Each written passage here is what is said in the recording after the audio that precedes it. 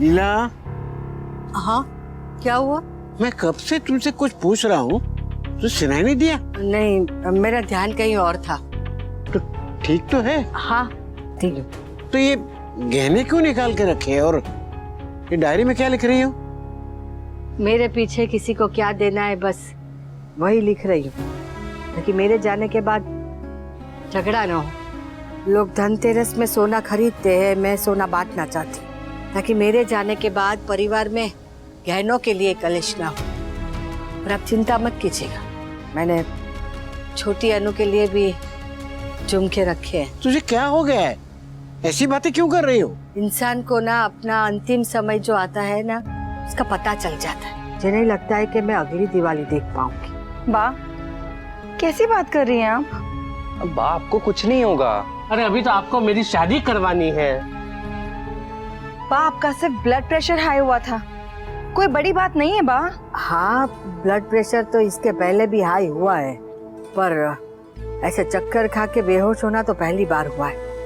और अब लग रहा है कि अब मेरे पास समय ज्यादा नहीं है। दीदी, अगर आप इसी तरह बोलती रहोगी ना, तो मैं ना वापस जामनगर चला जाऊंगा, फिर वापस कभी नहीं आऊंगा। होता है, इंसान बहुत बार बीमार पड़ता है, पर कोई कोई समय ऐसा लगता है कि अब बस, अब जाने का समय पास आ गया है। पहले नहीं था, पर अब मन में डर बैठ गया है, ऊपर वाले का कभी भी बुलावा आ सकता है। सुबह सुबह पकाओ मत यार बा।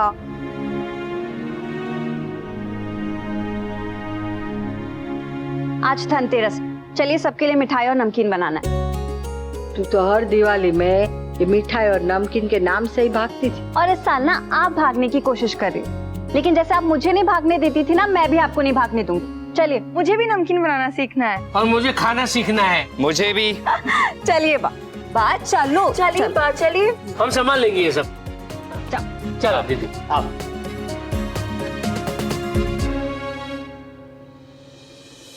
पापा, कैसा बनाया है? इतनी अच्छी सोना, वैसे आप बना रही हो कि खा रही हो पूरे? देखो इसे। वैसे इस बार हमारी दिवाली की मिठाइयाँ और नमकीन एकदम अलग होगा। ऑफिस के लोगों को भी सबको मिठाई भिजवानी। मैं भिजवा दूंगा। और हाँ, अगर स्टाफ के घर देना होगा तो वो मैं दे आऊंगा। पापा, बटरफ्लाई अच्छे से बनाओ। ये देखिए, ये देखो अनु, ये बटरफ्लाई नहीं लग रहा। ये बटरफ्लाई बनानी है, केकड़ा नहीं। ये केकड़ा है। हो तो ये बटरफ्लाई तो नहीं है, छोटी। कितने फेक है सबके सब। धनतेरस की तैयारी ऐसे करें जैसे कुछ हुआ ही नहीं। और ये अधिक भी अनुज अनुपमा को खुश करने के चक्कर में कितना। कर लो जो करना है, जो करना है कर लो, शादी तो नहीं होगी। हम ऑफिस में ना ये स्वीट्स के साथ सिल्वर कॉइन्स भी दे देते हैं सबको। अगर सिल्वर कॉइन की जगह पर कैश दे तो? कैश मतलब पैसे काम आएंगे, वो कॉइन तो पड़े ही रह जाएंगे। गुड आइडिया, ऐसे ही करते। इस मामले में फॉरेन कंट्रीज की गिफ्ट रजिस्ट्री सिस्टम बहुत ही सही है। जो भी गिफ्ट चाहिए पहले लिस्ट देता। सुनने में अजीब लगता है कि बोलने को गिफ्ट है, लेकिन पहले ही मांग रहे हैं कि हमें ये चाहिए, ये नहीं चाहिए। लेकिन ऑन द कॉन्ट्ररी बड़ा प्रैक्टिकल है और यूजफुल भी। गिफ्ट देने वाले को सोचना नहीं पड़ता कि सामने वाले को क्या दे। It's easier. और ना ही गिफ्ट लेने वाले को बेकार से शो पीसेस अपने घर भरने पड़ते। अरे भाई, सबसे बड़ा फायदा ये है कि दिवाली में खुद ने दी हुई सोन पापड़ी घूम फिर के खुद के पास वापस नहीं आती। वैसे जब हम छोटे थे तब हमें कोई गिफ्ट विफ्ट नहीं देता था, पैसे देते थे। और उन पैसों को जोड़ के हम अपने लिए अपनी पसंदीदा चीज ले लेते। हाँ। मुझे याद है, मैंने अपनी जिंदगी का सबसे पहला टेप रिकॉर्डर ना ऐसे ही पैसे जोड़ के लिया था। और मैंने अपनी पहली हॉकी ली थी, बड़ी काम आई थी। यहाँ मेरी रैगिंग हुई थी। कमाल की बात है, तुम्हारे इस इंसिडेंट के बाद ना इस कॉलेज में रैगिंग होना बंद हो गया था। मैंने भी पैसे कलेक्ट किए, लेकिन मैं क्या लूं? मेरे पास तो सब है। आप एक किसी ले लीजिए। वैसे अनु, मैं सोच रहा था हमें अपने ऑफिस में भी ये गिफ्ट रजिस्ट्री सिस्टम शुरू कर देना चाहिए। क्या बोलती? अच्छा आइडिया है, घर पे भी करना चाहिए। हाँ, ताकि दिवाली पे या किसी भी और फंक्शन में हार की जगह स्टील की कटोरी मिल जाए। भाई पसंद है अपनी अपनी। अच्छा आइडिया, वेरी गुड। कटोरी।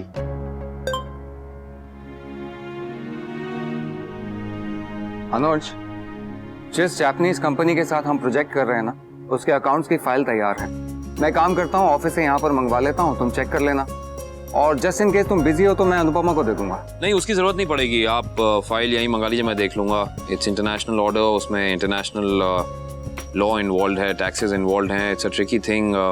मैं कर लूंगा, अनुपमा से नहीं हो पाएगा।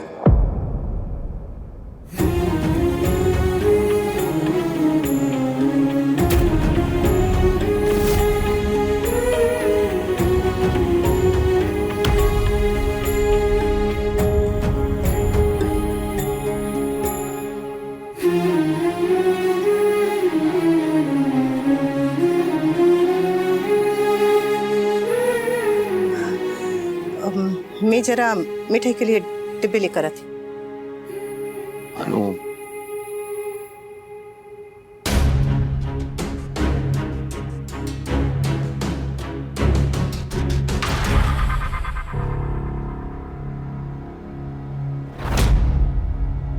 आई थिंक अनुपमा को बुरा लगा। I know you didn't mean to say it, लेकिन तुम्हें नहीं कहना चाहिए था ऐसा।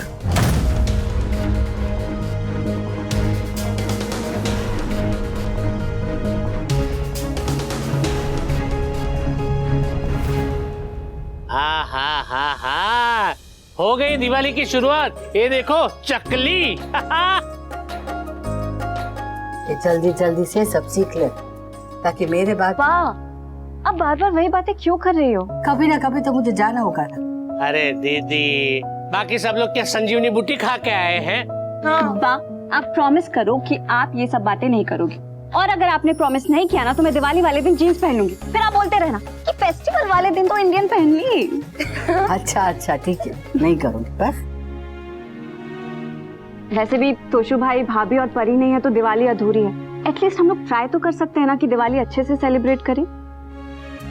और ये सब सिर्फ तब हो सकता है जब आप खुश रहें बा। चलो चलो, बातों का टाइम नहीं है, बहुत सारी तैयारियां बाकी है। चलो चलो, हाथ चलाओ।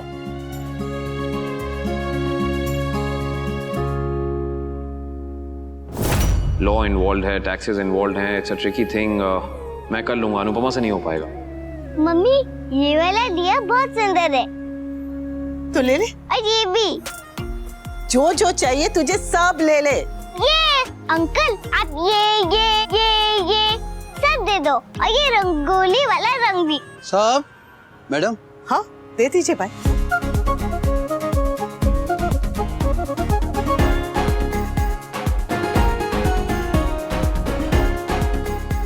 ये लीजिए भाई, लाइए। इसमें पैक कर दीजिए।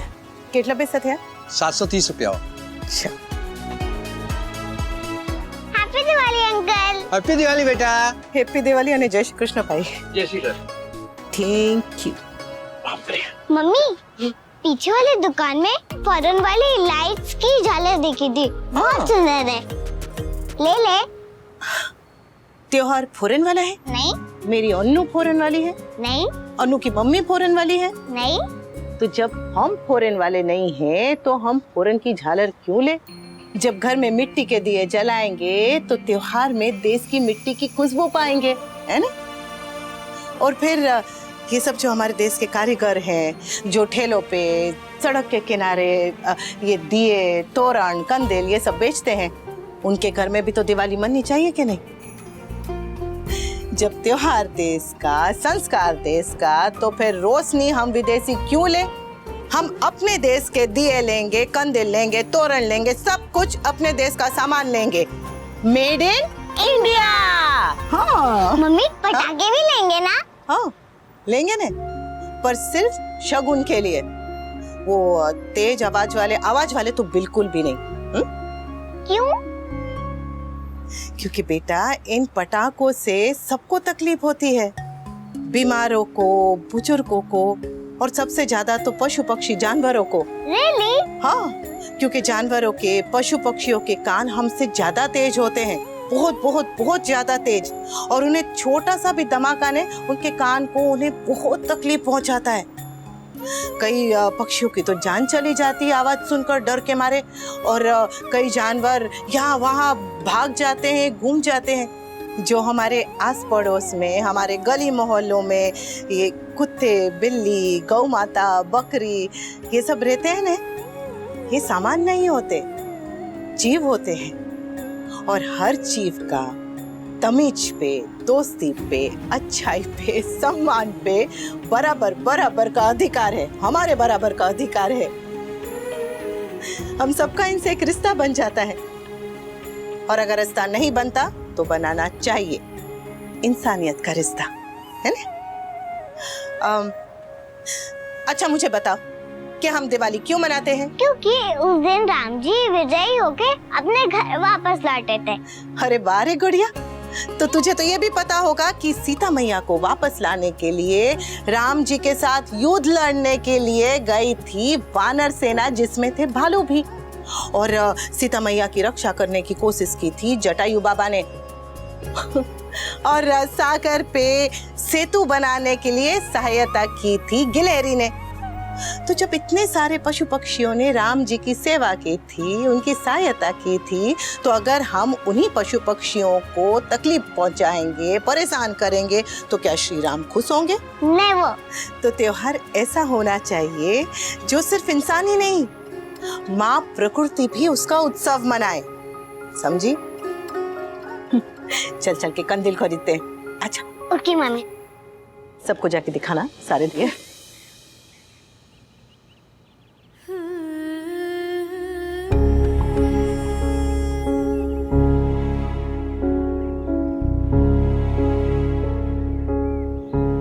पापा ये देखो हमने कितने सुंदर सुंदर दिए लिए। मैं भी अंदर जाके अदर भैया को दिखा कर आती हूँ। जाओ।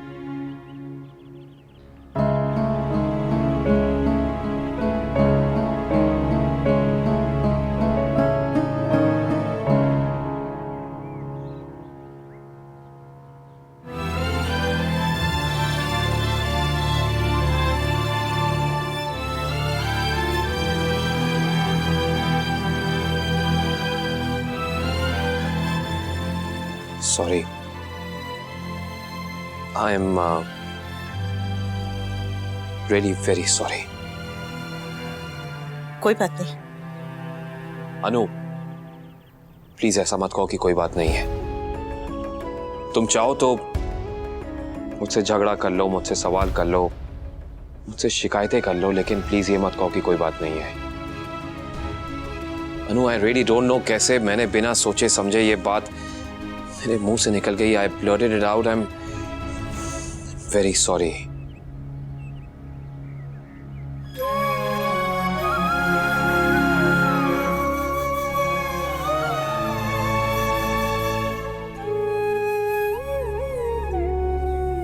बुरा मुझे इस बात का नहीं लगा कि आपने ऐसा कहा। रिश्ते में हमेशा I love you, I miss you, मैं तुम्हारे बिना नहीं रह सकता, ऐसी अच्छी अच्छी बातें नहीं बोली जाती।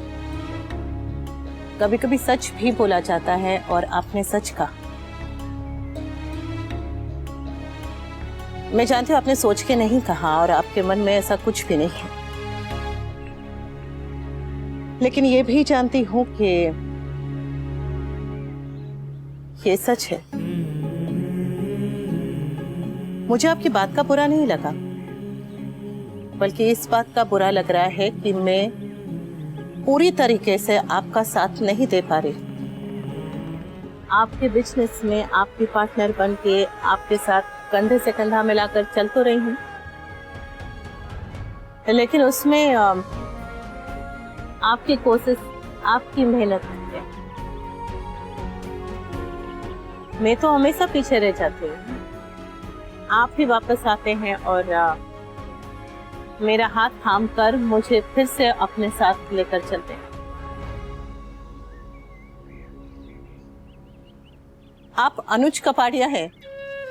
इस बिजनेस को आपने अकेले ने खड़ा किया है, पूरी दुनिया में आपका नाम है, आपको मेरी जरूरत नहीं है, पर फिर भी आप हर प्रोजेक्ट की हर मीटिंग में मुझे अपने साथ लेकर जाते हैं। मेरी समझ में अगर कुछ नहीं आता है तो आप मुझे समझाते हैं, और जब तक समझ ना जाऊं तब तक आप मुझे समझाते रहते हैं। आपकी कोशिश में कोई कमी नहीं है, मैं ही कम पड़ रही हूँ। इस वक्त मुझे आपका साथ देना चाहिए, आपका बोझ कम करना चाहिए, और मैं नहीं कर पा रही हूँ क्योंकि मैं इतनी पढ़ी लिखी नहीं हूँ। कैसी बातें कर रही हो तुम? क्यों कह रही हो ये सब? अनु,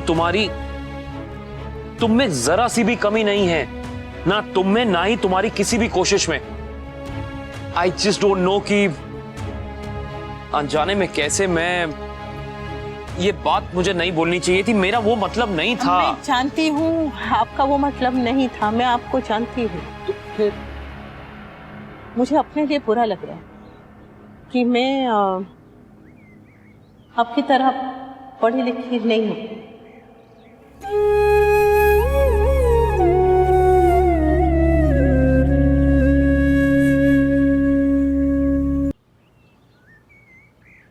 पढ़ाई अधूरी रहने का दुख मुझे हमेशा से रहा है। कभी कभी ऐसा लगता था कि काश काश काश मैं आगे पढ़ पाती, काश मेरे बच्चों को अपनी माँ के कम पढ़े लिखे होने की वजह से शर्मिंदा नहीं होना पड़ता, काश मैं आपके ऑफिस में आपका साथ दे पाती, काश मैं पढ़ी लिखी होती, मुझे पढ़ना चाहिए था।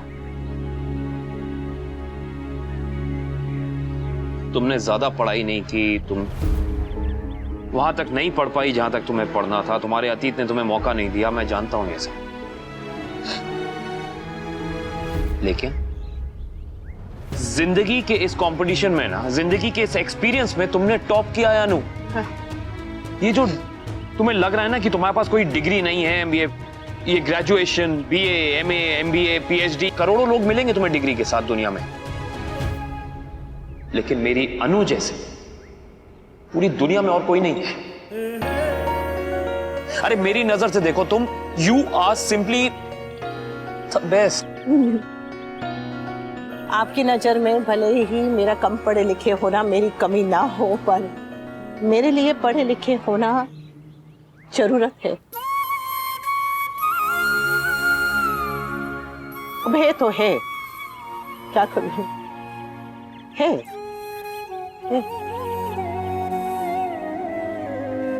खैर कपाड़िया जी, हम त्योहार के दिन ये क्या बातें लेकर बैठ गए। चलिए मैं आपको दिखाती हूँ कि मैं और चुटकी क्या क्या खरीद के लाए हैं। आइए।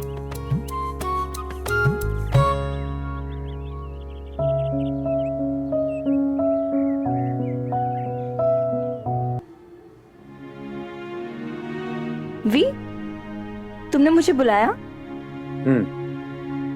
चूज करो। हाँ करो।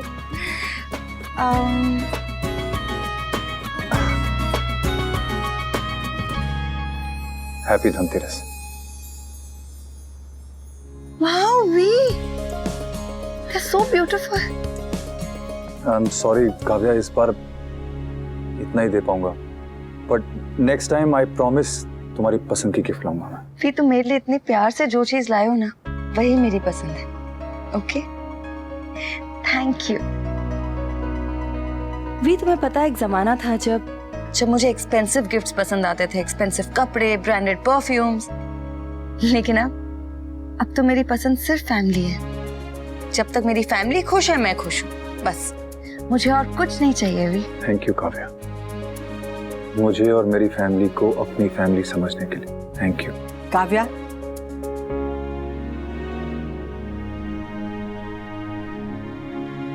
ये मेरे लिए ना, हेमा मालिनी के लिए।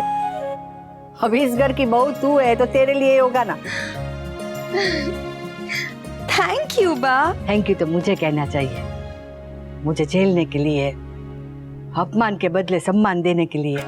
अगर तू अच्छी बहू बनने की कोशिश कर रही है तो मैं भी तो अच्छी सास बनने की कोशिश करूँ ना। Thank you.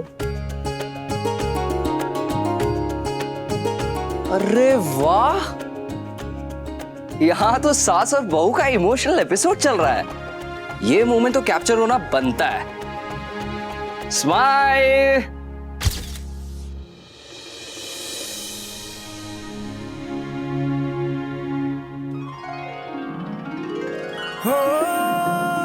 हैप्पी धनतेरस। इसकी क्या जरूरत थी? मना किया था मैंने आपको। कटोरी तो ले ली और आपके कहने पे चांदी के बर्तन भी ले ली। खोल के तो देखो मोहतरमा। हाँ फिर